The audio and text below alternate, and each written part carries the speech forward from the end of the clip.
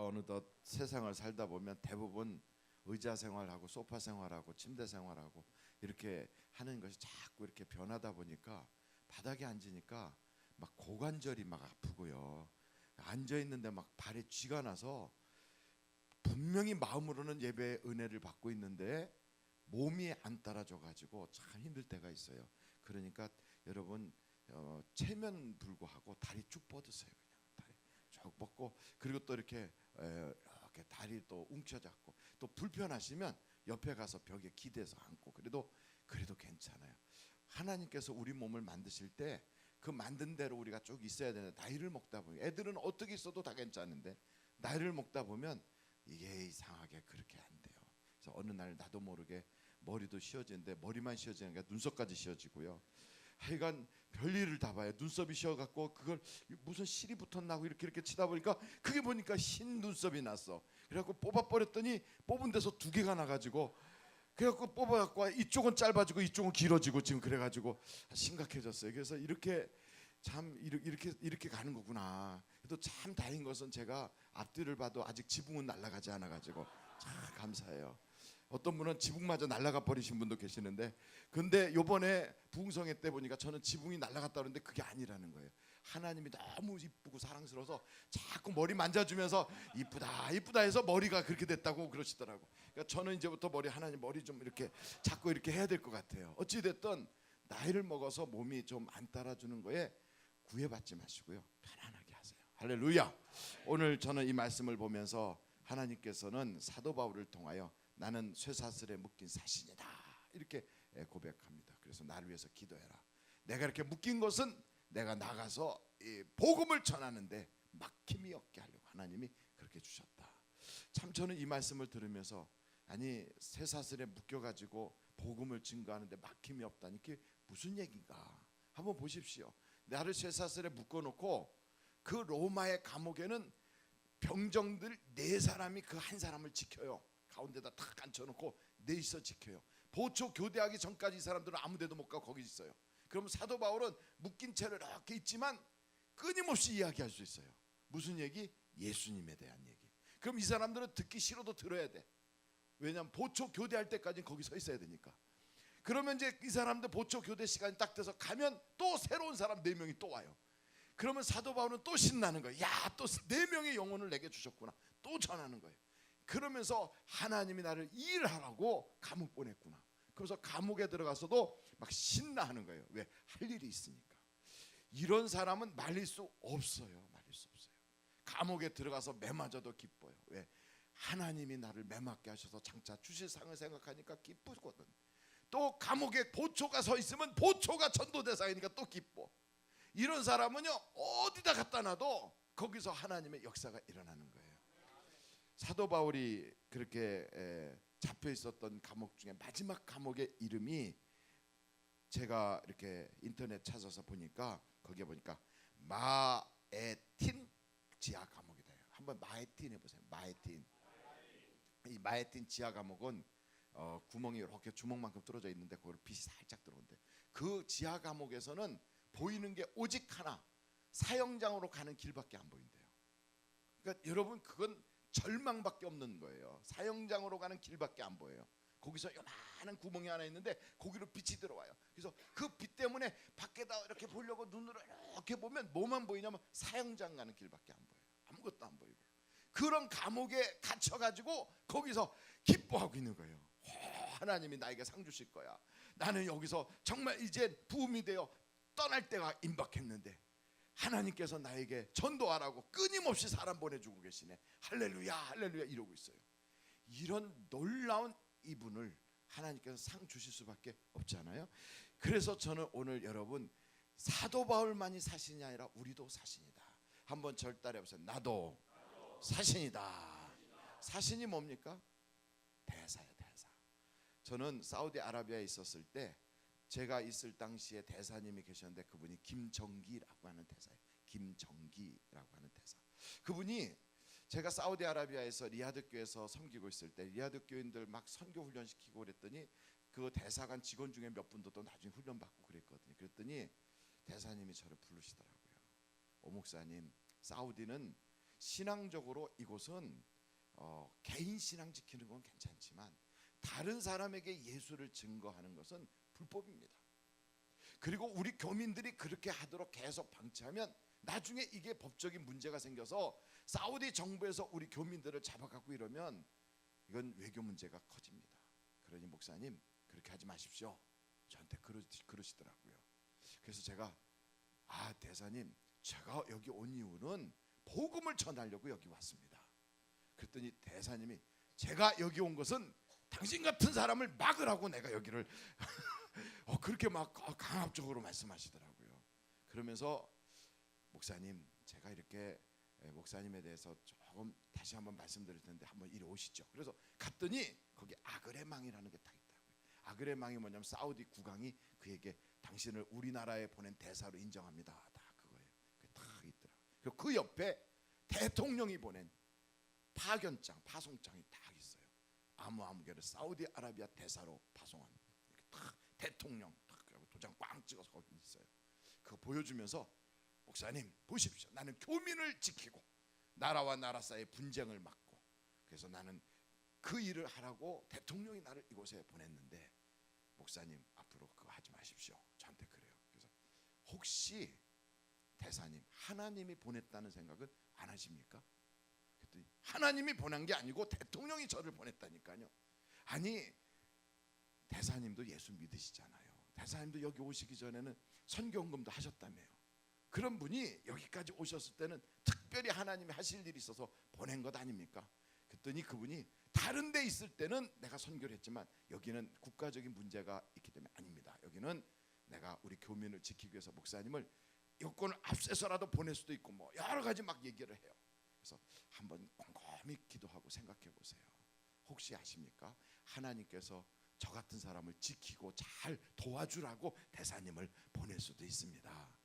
그랬더니 여러분은 지금 아멘 하지만 그분은 인상을 싹 쓰면서 목사님 자꾸 그러시면 고국으로 돌아가실 수밖에 없을 것 같습니다. 막 이렇게 공갈협박을 했어요. 그 이후에 제가 그분이 억압해서가 아니고 어찌됐든 하나님의 인도하심으로 대한민국에 딱 들어왔어요. 그게 1999년 8월 달에 들어왔어요. 그래서 9월 5일 날 하늘비전교회 공동 담임으로 목회를 시작했는데 그로부터 6개월쯤 지났는데 연락이 왔어요. 혹시 병원에 신방 갈 수 있습니까? 예, 갔어요. 경희대 병원에 갔어요. 신방을 딱 갔어요. 갔더니 글쎄 거기에 그분이 누워 계세요. 거기에 그 김정기 대사님이 누워 계세요. 병원에 신방 가자고 저한테 찾아왔던 사람이 우리 교회 청년이었어요. 우리 교회 청년. 알고 보니까 그분이 우리 교회 다닌 거예요. 세상이 참 되게 좁아요. 그러니까 옆에 사람한테 이렇게 얘기하세요. 세상 좁으니까 조심하십시오. 한번 인사하세요. 야, 이 세상 되게 좁은 거예요. 아니 세상이 그렇게 좁을 수가 있어요. 저를 그렇게 막 핍박을 했던 그분의 아들이 하늘비전교회를 다니고 있어요. 하늘비전교회 청년이에요. 그 청년이 고려대학교 대학원 경영학과를 다니는데 와가지고 목사님 신방 갈 때가 있는데 가실 수 있으면 그래 가야지. 갔어요. 갔더니 경희대 병원에 딱 누워 계시는 거예요. 그 가족도 여기 오셨나요? 근데 경희대 병원에 누워 계시는데 제가 갔더니 글쎄 목 밑에 여기서부터 목 전체가 마비가 돼서 누워 계시는 거예요. 완전 마비가 돼 꼼짝 못하고 딱 누워 계세요. 예멘에 갔다가 예멘에서 풍토병을 가지고 한국으로 귀국했는데 현직 대사로서 최초로 한국으로 귀국하신 분이에요. 그냥 아직 한국에 있지만 사우디 대사로 계신 분이에요. 딱 누워 계시는데 눈물을 쭉 흘려요. 목사님 저 위해서 기도해 주세요. 기도해 드렸어요. 그랬더니 저한테 그러는 거예요. 목사님 제가 말씀은 다 하세요. 요거 밑에만 움직이지 못하지. 제가 하나님께서 다시 기회를 주신다면 전에 목사님이 말씀하신 것처럼 이번에는 돌아가면 목사님을 돕는 대사가 되고 싶습니다. 아멘. 그 후에 그분이 사역례를 통해서 구원의 확신에 대해서 다시 다 예수님 영접하고 다 했어요. 그리고 그 기회는 오지 않았어요. 돌아가셨어요. 마지막 그분이 임종할 때 목사님 저희 장례식을 목사님 해주세요. 그래가지고 제가 그분 장례식을 다 해드렸어요. 아주 애국자입니다. 혹시 아시는지 모르겠는데 김현이라고 우리나라의 대한항공 폭파범이 있어요. 그분을 잡아가지고 한국으로 귀국할 때 잡아왔던 그 사람이에요. 그분이 옆에 딱 서갖고.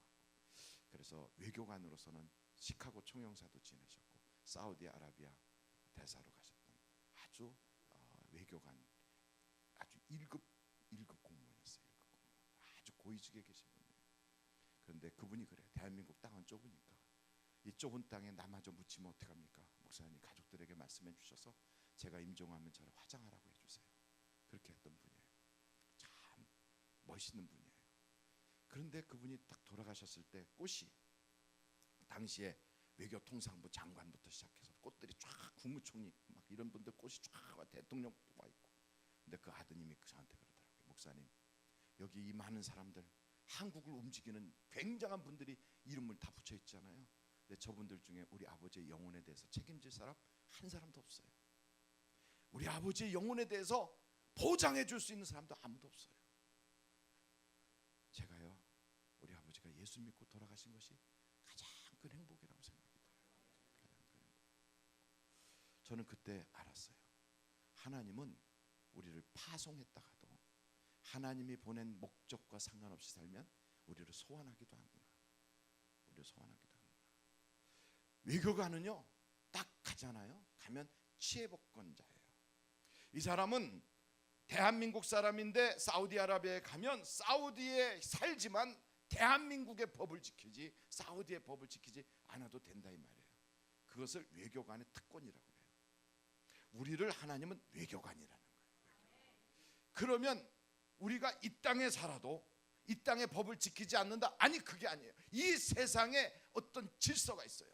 그것을 공중권세를 잡은 자의 질서, 어둠의 세력들이 붙잡고 있는 그 어둠의 생존 경쟁의 질서, 이 질서에 우리는 순응하지 않아도 하늘에 속한 자, 하나님의 나라에 속한 자, 영적인 세계에 속한 우리는 그 영적인 세계의 법을 지키면 이 세상의 법이 우리를 지배하지 못한다 이 말이에요. 그래서 성경은 뭐라고 그러느냐? 하나님의 자녀가 된 자는 악한 자가 만지지도 못한다. 우리는 취해복권자들이에요. 믿습니까? 그러나 하나님의 뜻대로 이 외교관으로서 이 땅에 보내주신 하나님의 그 대사로서 그 사신으로서의 역할을 잘 감당해야 이 고난이 우리에게 유지되는 거지. 그게 아니면 이리 와라 하고 불러갈 수도 있고 너 그만둬 그러면 외교관 딱지가 그냥 떨어져 버릴 수도 있어. 그래서 예수님의 제자들 중에도요 성공적인 신앙의 길을 걸어간 사람이 있는가 하면 어떤 사람은 실패 쓴 잔을 마신 사람도 있어요. 예수님의 12제자 중에 가룟 유다를 딱 보면 가룟 유다는 똑똑한 사람이에요. 예수님의 기적을 다 봤어요. 예수님이 가르치는 걸 누구보다도 명석해서 잘 알아들어요. 이 가룟 유다는 물 위로 걸어오는 주님도 봤고요, 오병이의 기적을 일으키는 것도 봤고요, 귀신 쫓아내는 거, 죽은 자 살리는 거 다 봤어요. 그리고 그도 둘씩 짝을 지고 나가서 전도도 했고요, 예수의 이름으로 귀신도 쫓아냈던 경험도 있어요. 그런데 탈락됐어요. 우리보다 훨씬 영적이고 우리보다 훨씬 영적 경험이 많고 우리보다 훨씬 더 능력 있는 예수님을 가장 지근거리에서 측근으로서 봤단 말이죠. 그런데 실패했어요. 초대교회의 7 집사들 중에 한 사람, 이 사람은 니골라라고 하는 이 사람은 다른 사람들은 전부 영적으로 존경받는 아주 당시의 모든 사람들이 신앙이 좋다고 다 칭찬하는 그런 인물로 교회의 기둥 같은 일꾼이 되었는데 니골라 한 사람만큼은 또 탈락했어요.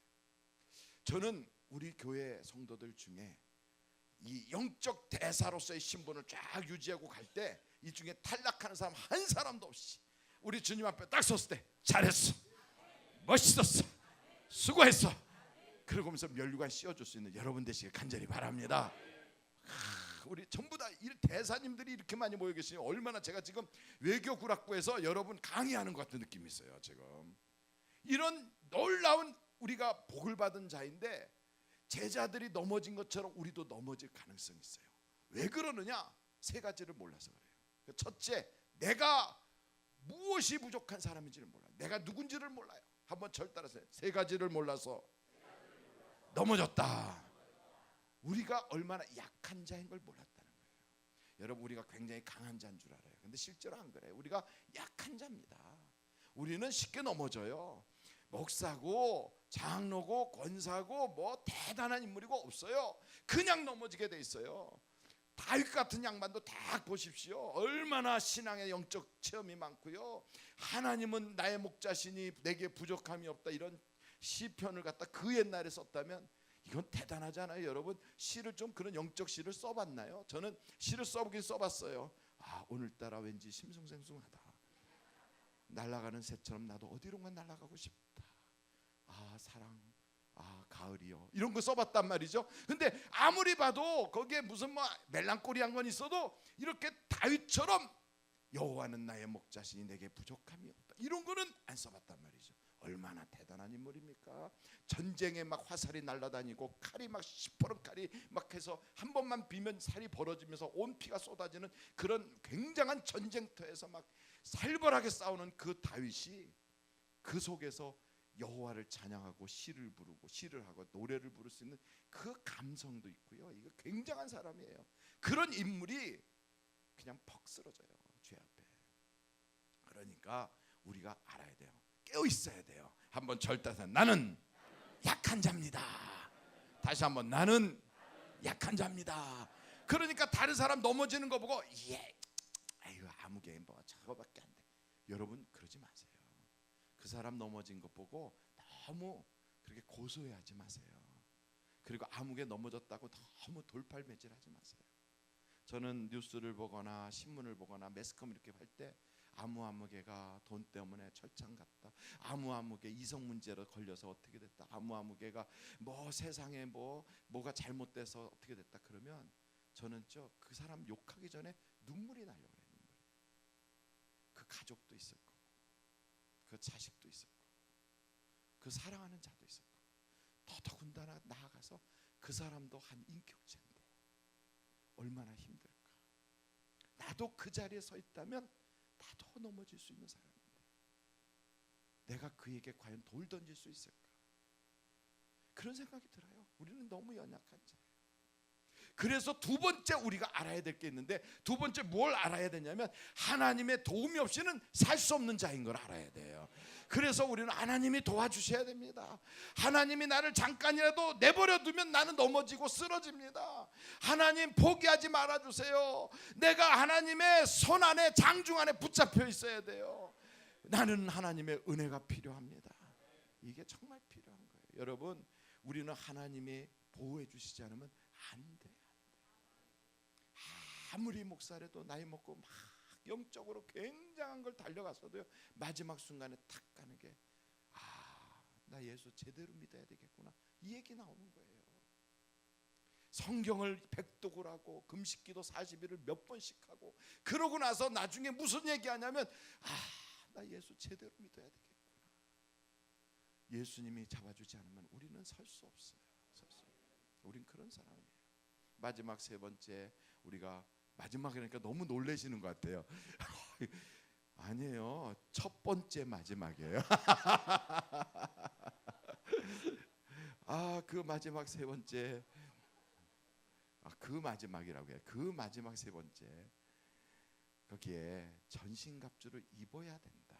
우리가 준비해야 되는 걸 우리가 모르면 안 돼요. 학교를 가는 아이들도 학교에 가기 전에 준비물을 놓치면 안 되거든요. 우리 인생에도 준비물이 있어요.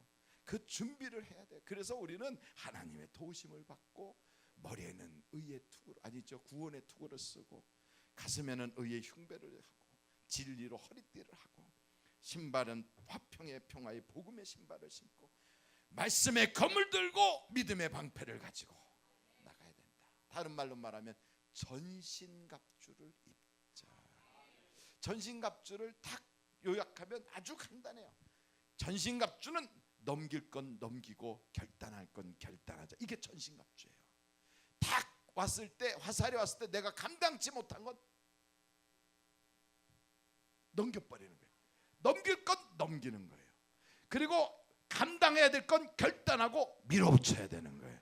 이게 전신갑주. 하여간 구원의 투구, 의의 흉배, 진리의 허리띠, 믿음의 방패, 말씀의 검, 평화, 복음의 신발을 신었다, 뭐 이런 여러 가지 쭉 나와도요, 이게 추상적이거든. 근데 이걸 요약하면 우리는 두 가지를 꼭 가지고 다녀야 돼요.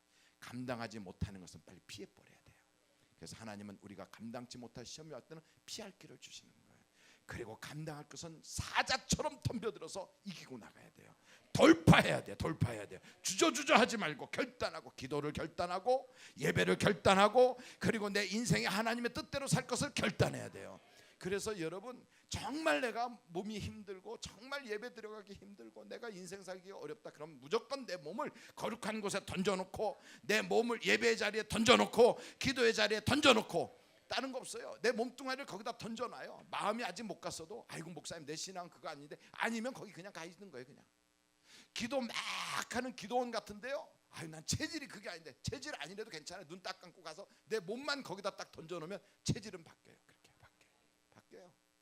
막 나는 방언 같은 거 하면 소란해서 기가 따가워서 가서 몸만 던져놓고 있으면 나도 모르게 어느 날 막 이렇게 하게 돼 있어요. 그래서 여러분, 몸을 던지십시오. 기도의 자리에 던지세요. 말씀의 자리에 던지세요. 은혜 받는 자리에 던지세요. 그래서 뭐 밖에서 빙빙 돌고 나는 예배드리기가 힘들고, 뭐 힘든 거 없어요. 몸만 던져놓으면 나머지는 하나님 해결해 주세요. 한번 절대, 나는 몸을 던지기로 한다. 그러니까 모든 것 중에 감당할 것 못하는 건 넘겨요. 패스, 넘기고, 패스, 넘기고. 하나님 피할 길 주시고. 그러니까 감당치 못하는 이상한 생각들을 가지고 괜히 알지도 못하는 이야기 할 거 없어요. 그냥 그런 건 무조건 패스예요. 내 신앙에 도움이 되는 것만 아멘이고요. 내 신앙에 도움이 안 된다, 그럼 넘기는 거예요. 저 이렇게 봤는데 저건 내가 감당할 수가 없어, 내 신앙으로 넘기는 거예요. 그냥 패스, 넘기고. 그래 넘기고, 그리고 감당이 되는 건 아멘. 내 힘으로 안 되는 거 다 피하고요. 그리고 나서 나중에 결심하는 거예요. 내 몸을 거룩한 곳에 던진다. 하나님의 뜻대로 살기로 결심한다. 기도하기로 결심한다. 기도는요, 기도의 강자 없어요. 기도의 전문가 없어요. 기도에 유능한 사람 없어요. 무조건 오래 하면 되는 거예요. 그냥 오래 하면 되는 거예요. 그냥 무조건 오래 하면 돼요. 기도는 오래 하면 되는, 그러면 강자가 되는 거예요. 기도할 줄 몰라, 괜찮아요. 그냥 엎드려 있으면 하나님이, 기도는 하나님이 시키시는 거예요. 하나님이 다 끌고 가요. 기도는 강자가 없고 전문가가 없고 프로가 없고 잘하는 사람 없어요. 무조건 엎드려 하나님께 기도하면 기도는 오래 하면 되는 거예요. 그래서 저는 여러분들이 신앙생활을 이렇게 돌파해 나갈 수 있기를 간절히 바랍니다. 이제 진짜 마지막이에요.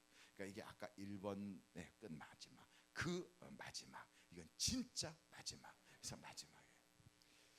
살다가 보면 엎어지고 넘어져서 정말 나 같은 게 과연 구원이나 받을 수 있을까? 혹은 어떤 때는 난 정말 장로답게 목사답게 못 살았다, 이런 어려움이 찾아오고, 치해복권 지역에 내가 그런 외교관처럼 악한 자가 만지도 못할 줄 알고 살았는데 마귀가 막 공격을 대고, 마귀가 나를 우습게 여길 정도로 형편없이 내가 공격을 당하고 있다. 이럴 때는 어떻게 하느냐? 한번 여러분 성경책 한번 찾아보시는데요, 열왕기, 사무엘하 24장.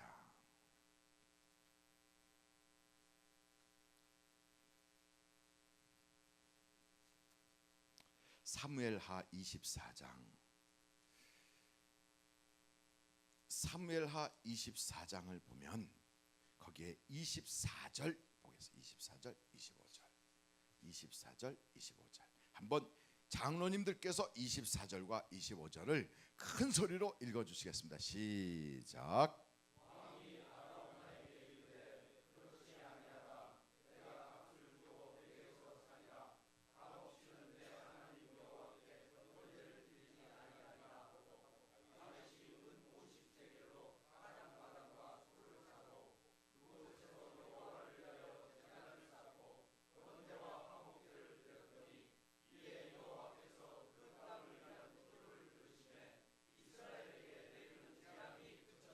할렐루야.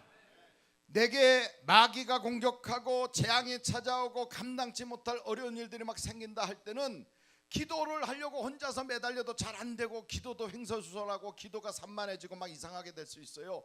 그래서 하나님은 우리에게 놀라운 축복의 그 하나님의 프로그램을 만들어 놨어요. 어린아이들에서 어린아이들 프로그램, 어른에서 어른의 프로그램을 딱 만들어 놨는데, 그게 뭐냐면 그게 예배를 통하여 영적으로 우리가 다 회복할 수 있도록, 할렐루야. 그래서 하나님은 우리에게 예배를 만들어 주신 거예요. 주일날도 예배를 1부부터 6부까지 쭉 드리도록 만들어 놨잖아요. 어떤 예배든지 그 예배를 드리다 보면 그 중에 하나라도 내게 내 영을 회복시키고 영과 육이 온전히 하나님을 만날 수 있는 체험적인 예배가 되도록 바꿔주신다고요. 어떤 때는 오전에는 그렇지 않았는데 오후에 그냥 청년들 예배에 들어갔다 거기서 하나님이 나를 막 역사할 수도 있고, 1부부터 5부까지는 그렇지 않았는데 6번째 예배 저녁 예배 들어갔다 거기서 막 하나님이 나를 움직여 주실 수도 있고, 어떻게 됐든 예배를 통하여 역사하는데 다윗이 그랬어요. 죄를 졌어요. 하나님의 저주가 찾아왔어요.